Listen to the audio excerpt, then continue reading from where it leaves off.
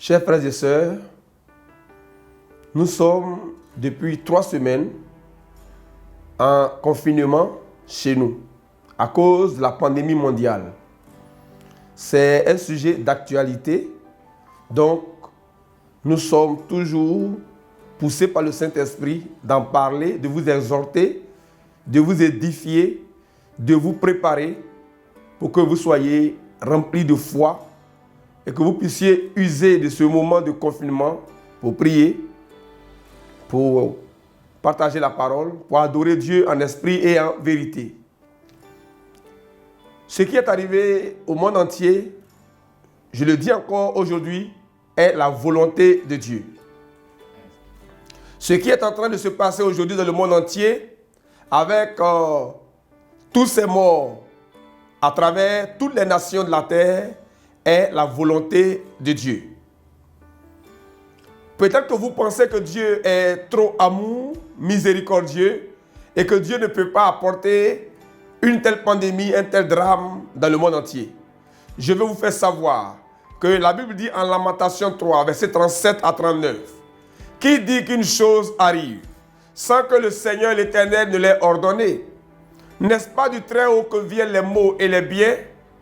Et le prophète Jérémie dit, pourquoi l'être humain, l'homme vivant, se plaindrait-il?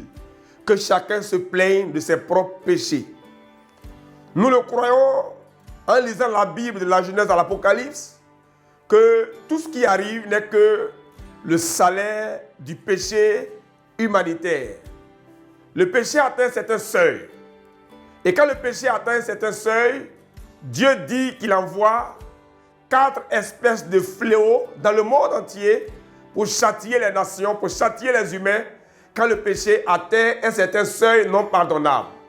Je veux, frères et sœurs, vous amener à lire Jérémie 15, versets 1 à 10.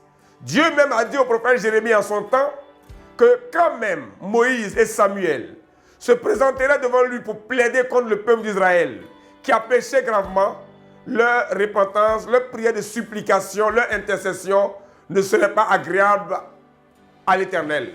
Dieu a dit qu'il ne serait pas favorable, oui, au cri de Moïse et de Samuel à cause du péché grave qui, oui, a atteint certains seuils impardonnables en Israël. Et Dieu a dit dans cette parole qu'il enverrait contre son peuple, à cause du péché extrême, 4 espèces de fléaux. Je dis Jérémie 15, verset à 10, lisez avec votre Bible. 4 espèces de fléaux. Dieu dit qu'il envoie quoi? Il envoie la guerre. Quand il envoie la guerre, les nations sont détruites et certains vont en exil, ce qu'il appelle la déportation. Donc Dieu dit qu'il envoie la guerre, il envoie la déportation, ce qu'on appelle aussi l'exil. Dieu dit qu'il envoie la famine. Nous savons qu'au jour de Joseph, Dieu a envoyé une famine sur toute la terre. En Genèse 40, 41, 42, 43 jusqu'à Genèse 50, une grande famine a frappé toutes les nations de la terre. Nous savons combien Élie, le Tishbite, a prié pour que la pluie s'arrête en Israël, mais dans le monde entier pendant 3 ans et 6 mois. Donc la famine fait partie des fléaux que Dieu envoie pour châtier le monde quand le péché a atteint certains seuils. Dieu dit enfin qu'il envoie la peste, donc la maladie. Nous savons qu'en 1432, il y a eu la peste qui avait ravagé le Portugal, après l'Espagne, la France, l'Europe, et qui a touché toute la terre. Donc, il y a 4 espèces de fléaux que Dieu envoie dans le monde entier pour châtier les nations lorsque le péché a atteint certains seuils. C'est pourquoi quand vous lisez Apocalypse, chapitre 6, vous lisez Apocalypse 6, et je vous exhorte à lire avec vos Bibles, vous lisez Apocalypse chapitre 6, verset 1 jusqu'au verset 15, vous lisez, vous allez voir que la Bible présente 4 cavaliers. Le cavalier du cheval blanc, le cavalier du cheval roux, le cavalier du cheval noir et le cavalier du cheval pâle. Vous verrez que chaque cavalier sur un cheval annonce un fléau. D'abord, le cheval blanc, c'est une invention du diable. Le cheval blanc, c'est le cheval de Satan, parce que Satan se déguise en ange de lumière. Selon 2 Corinthiens 11, verset 14, Satan se déguise en ange de lumière. Comme dans Apocalypse 19, verset 1 à 13, notre Seigneur Jésus, le fidèle cavalier du cheval blanc, le juste juge, le Seigneur des seigneurs est sur un cheval blanc, Satan aussi, déguisé en ange de lumière, a un cheval blanc. Et la Bible dit qu'il part en vainqueur pour vaincre, c'est-à-dire pour vaincre les nations. Quand Satan donc rentre en jeu, on voit le premier cavalier qui apparaît. Le premier cavalier, c'est le cavalier de la guerre. Donc Satan, à sa suite, envoie des guerres. Et l'ange qui chevauche le cheval noir est un ange démoniaque, c'est un démon. C'est un démon. C'est un démon donc qui est à la base des guerres dans les nations. Après, on a le cheval roux. Le cheval roux, lui, il traîne à sa suite la famine. Quand ce cavalier-là, qui est un démon, passe dans les nations, il y a une crise économique, il y a une récession économique, il y a une pandémie économique, et donc les nations sont frappées par la famine, par la sécheresse, et les hommes sont touchés. L'ange frappe les hommes par la famine et les hommes meurent. Il y a eu une famine au temps d'Isaac, en Genèse 26, vous lisez le verset 1. Au verset 28, vous allez voir qu'il y a eu une famine au temps d'Isaac à Guérar. La famine a frappé toute la terre, les gens étaient affamés, les gens mouraient, et les gens cherchaient de la nourriture, donc les gens sont allés se réfugier en Égypte pour vendre leur âme à Pharaon. Donc, après la famine, l'autre fléau que Dieu envoie, c'est la peste, la maladie. Et le cavalier qui est à la sorte de Satan, c'est un démon. C'est un ange des ténèbres qui chevauche le cheval, qu'on appelle le cheval pâle, le cheval sans couleur, le cheval pâle, le cheval sombre. C'est le cavalier qui envoie la maladie. La Bible dit que le séjour des morts l'accompagne.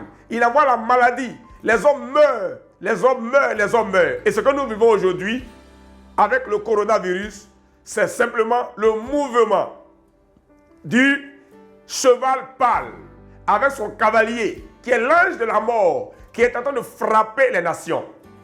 Lisez Apocalypse chapitre 9, versets 1 à 15, et vous allez voir que ces démons-là de la mort qui chevauchent le cheval pâle et qui traînent la mort avec eux, et qui ont le séjour des morts qui les accompagnent, ces démons-là, la Bible dit qu'ils sont comme des sauterelles, ils sont couronnés d'or. Vous savez que corona est traduit par couronne en espagnol. Donc ces démons-là sont couronnés. Apocalypse 9, je dis. Vous lisez du verset 1 au verset 10. Ces démons-là sont sur des chevaux. Ils sont comme des sauterelles. Leurs queues sont comme des scorpions avec des aiguillons dans leur queue. Et c'est avec leur queue qu'ils font le mal aux hommes. Et ils tuent. Ils tuent. Donc, le corona n'est rien d'autre qu'un démon. C'est un ensemble de démons, anges de la mort, qui sont sur des chevaux pâles et qui sont en train de frapper les nations. Mais Dieu dit que c'est lui qui envoie ces fléaux dans ce monde. Le but de Dieu, c'est que les hommes viennent à la repentance. Mais la bonne nouvelle pour l'Église, la bonne nouvelle pour vous et moi, et c'est ce que je vais vous dire, chers frères et sœurs, c'est que quand l'ange de la mort frappe les nations, en Apocalypse 6, versets 6 à 7, Dieu dit à l'ange démoniaque qui est sur le cheval de la famine, il dit, ne fais pas mal, ne fais point mal à l'huile et au vin. Relisez Apocalypse 6, versets 1 à 15. Lisez, vous allez voir, du verset 6 au verset 7, le démon qui frappe les nations par la récession économique, par la famine, qui expose les gens à la famine, ne touche pas ceux qui sont marqués de l'huile et du vin. Il dit, ne fais point mal à l'huile et au vin. Et quand vous lisez Apocalypse 9, vous allez voir que ces démons, qui sont comme des scorpions, comme des sauterelles, qui sont couronnés d'or, comme le corona, qui frappent les nations, ils ne touchent pas ceux qui ont sur leur front le nom de Jésus. Ceux qui sont marqués du sceau du sang de Jésus. C'est ce ange de la mort-là qui est passé en Égypte au temps de Moïse, dans Exode 12, versets 1 à 15, Exode 14 aussi, et qui ont frappé les Égyptiens, les premiers-nés des Égyptiens. Mais vous voyez que, à cause du sang de l'agneau immolé, sur le linteau de la porte des maisons des Israélites et sur les poteaux de leur maison, cet ange de la mort n'a pas frappé un seul enfant d'Israël. Donc, l'ange a dit, ne fais point mal à l'huile et au vin. L'huile dans la Bible est le type du Saint-Esprit. Le vin dans la Bible est le symbole du sang de l'agneau immolé, du sang de Jésus. Donc tous ceux qui sont remplis du Saint-Esprit et qui sont marqués, esprit, âme et corps, du sang de Jésus-Christ, ne sont pas touchés. C'est pourquoi je crois fondamentalement et profondément qu'aucun chrétien sur la terre, les vrais chrétiens, qui ont la parole de Dieu en eux, qui ont su bâtir leur foi dans la parole, qui ont le Saint-Esprit et qui savent la puissance du sang de l'agneau, qui sont marqués du sang de Jésus-Christ, ne seront pas touchés. C'est une bonne nouvelle que je vous annonce. Oui, parce que le Saint-Esprit est invulnérable. Le Saint-Esprit est l'esprit de la résurrection et de l'immortalité. En Ézéchiel 47, verset 1 à 12, vous verrez que le fleuve d'eau qui sort du temple de Dieu, le torrent qui montait et qui engloutit Ézéchiel, était le symbole du Saint-Esprit. Jésus a dit en Jean 7, verset 37 à 39, vous recevez une puissance, le Saint-Esprit survenant sur vous, et vous serez mes témoins à Jérusalem, dans toute la Judée, à Samarie, jusqu'aux extrémités de la terre. Ça, j'ai cité Acte 1, verset 8. Mais en Jean 7, 37 à 39, c'est écrit, le dernier jour, le grand jour de la fête, Jésus se tenant debout s'écria, si quelqu'un a soif, qu'il vienne à moi et qu'il boive. Celui qui croit en moi, des fleuves d'eau vive couleront de son sein. Et il disait cela de l'esprit que devaient recevoir ceux qui croiraient en lui, car l'esprit n'était pas encore donné, parce que Jésus n'avait pas encore été glorifié. Donc l'huile, c'est le Saint-Esprit.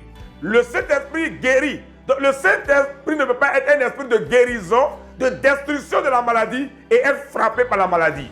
Dans Acte 10, 38, il est écrit, vous savez comment Dieu a oint du Saint-Esprit et de force Jésus de Nazareth, qui allait de lieu en lieu, faisant du bien, guérissant les malades, délivrant tous ceux qui étaient sous l'empire du diable, car Dieu était avec lui. C'est par la puissance du Saint-Esprit que les malades sont guéris. C'est l'huile qu'on appelle le Saint-Esprit selon Jacques chapitre 5, verset 13 à 15, à 16 même. C'est l'huile qu'on appelle le Saint-Esprit qu'on utilise pour oindre les malades et pour les guérir. Donc, l'ange de la mort peut frapper tous les hommes, mais ne touche pas à l'huile et ne touche pas au sang de Jésus, ne touche pas au vin. Parce que l'arme la plus fatale du royaume de Dieu, que Michel et ses anges ont utilisé pour vaincre le dragon et ses démons, selon Apocalypse 12, versets 7 à 12, c'est le sang de Jésus-Christ. Il est écrit en Apocalypse 12, verset 11. Ils ont vaincu à cause du sang de l'agneau et à cause de la parole de leur témoignage. Et ils n'ont pas aimé leur vie jusqu'à craindre la mort. Frères et sœurs, le chrétien a deux puissances. Deux puissances qui sont invulnérables. Deux puissances qui sont inattaquables. Deux puissances qui sont inviolables. Deux puissances qui sont éternelles. Deux puissances qui sont immunitaires pour le chrétien. Deux puissances qui sont protectrices. Deux puissances qui sont un bouclier pour le chrétien. C'est la puissance du Saint-Esprit, l'huile, et le sang de l'agneau immolé, le vin. Si ces deux choses sont pleinement en vous, vous serez inattaquables. Oui, des hommes vont mourir parce que Dieu a dit que c'est lui qui envoie les fléaux et il envoie les fléaux pour frapper les nations. Jérémie 15, verset 1 à 10, relisez. Donc ce n'est pas une affaire d'homme, c'est une affaire de volonté de Dieu. Dieu utilise toujours le monde des ténèbres, les démons, c'est lui qui leur donne le OK, l'autorisation, le feu vert pour qu'ils puissent agir. Tous les esprits sont soumis à Jésus-Christ de Nazareth. Dans le livre de Job, vous savez que Dieu, l'éternel Dieu, était en réunion avec les fils de Dieu. Et Satan a assisté à la réunion des fils de Dieu. C'est Satan qui a dit à Dieu, c'est Dieu qui a dit à Satan, as-tu vu mon serviteur Job? Il n'y a sur la terre aucun homme qui soit comme Job. Et Satan a dit à Dieu, c'est parce que tu l'as béni, tu as pourvu à tous ses besoins, il est heureux, il est épanoui, qu'il est intègre. Frappe, le touche à ses biens et tu verras qu'il va t'abandonner. Et Dieu a dit à Satan, je te livre Job. Touche à tout, mais ne touche pas à son âme, à sa vie. Donc, Satan ne pouvait pas toucher Job tant que Dieu n'avait pas donné l'autorisation. Et Jésus a dit, en Matthieu chapitre 10, verset 28 à 32, il dit même les cheveux de vos têtes sont tous comptés et il ne tombe pas un à terre sans la volonté de votre Père. Donc tout ce qui se passe, c'est vrai, est causé par l'ange de la mort, mais l'ordre a été donné par le Dieu suprême, par Jésus-Christ de Nazareth, qui commande tous les esprits. Mais l'ange frappera à gauche, à droite, s'il voit un homme, une maison, mais la véritable maison d'habitation de Dieu, c'est le corps de l'homme. S'il voit un homme dont l'esprit, l'âme et le corps, les trois dimensions, sont marqués du sceau du sang de Jésus-Christ, sang de l'agneau immolé, comme en Égypte, avec le peuple d'Israël, dont la maison était marquée du sang de Jésus sur le linteau et les deux poteaux. Si Dieu voit une personne marquée du sceau du sang de Jésus, l'ange de la mort ne touche pas cette personne. Chers frères et sœurs chrétiens, chers frères en Christ, chers frères membres de la mille-étape et tous les chrétiens du monde entier, je prie au nom de Jésus que vous soyez remplis du Saint-Esprit. Dans Ézéchiel 47, le fleuve d'eau, le torrent qui sort du temple, le torrent, lorsqu'il arrive dans toutes les nations, il guérit tous ceux qui sont malades, tous ceux qui meurent. Au bord de ce fleuve limpide qui sort du temple de Dieu, se trouve un arbre de vie. Apocalypse 22, verset 1 à 3 dit, il y avait sur les deux bords du fleuve un arbre de vie qui produit 12 fois son fruit et dont les feuillages servent à la guérison des nations. L'arbre de vie, c'est Dieu lui-même. Car au commencement était la parole, et la parole était avec Dieu, et la parole était Dieu. L'arbre de vie, c'est Jésus-Christ, la parole faite chair. Et les feuillages d'arbre de vie ne sont rien d'autre que la parole de Dieu qui est écrite dans la Bible. Et la parole de Dieu contient du sang. Dans Apocalypse 19, verset 13, en parlant de Jésus, le fidèle cavalier du cheval blanc, il est écrit ceci, que sur sa cuisse est écrit un nom, roi des rois, seigneur des seigneurs. Jésus, fidèle cavalier du cheval blanc, était revêtu d'un vêtement teint de sang. Son nom est la parole de Dieu. Le vêtement teint de sang, rempli de sang, c'est Jésus lui-même, la parole faite chair. La Bible dit que son nom est la parole de Dieu. Le sang de Jésus stoppe le diable. Le sang de Jésus stoppe les démons. Le sang de Jésus stoppe la peste. Le sang de Jésus stoppe la maladie. Si vous voulez être guéri, si vous voulez être invulnérable, si vous voulez avoir une couche de protection, venez à la croix, plongez-vous une fois, plongez-vous deux fois, plongez-vous trois fois, plongez-vous quatre fois, plongez-vous cinq fois, plongez-vous six fois, plongez-vous sept fois, immergez-vous éternellement dans le sang de l'agneau et vous serez guéris. Les feuillages de l'arbre de vie, les feuillages de la parole de Dieu, les feuillages de Jésus-Christ servent à la guérison des nations. Si les païens qui sont en train de mourir viennent à la repentance et viennent au pied de la croix, les feuillages d'arbre de vie vont les guérir. Le seul remède au monde qui peut stopper, vaincre, anéantir, oui, l'ange de la mort appelé coronavirus, le seul remède, la seule puissance, la seule bombe qui peut le bombarder et qui peut le vaincre, c'est le sang de Jésus-Christ et le Saint-Esprit. Ne faites pas mal à l'huile et au vin. Frères et sœurs, je prie que vous soyez remplis du Saint-Esprit, que vous soyez revêtus du Saint-Esprit, que vous ayez le sang de Jésus sur vous.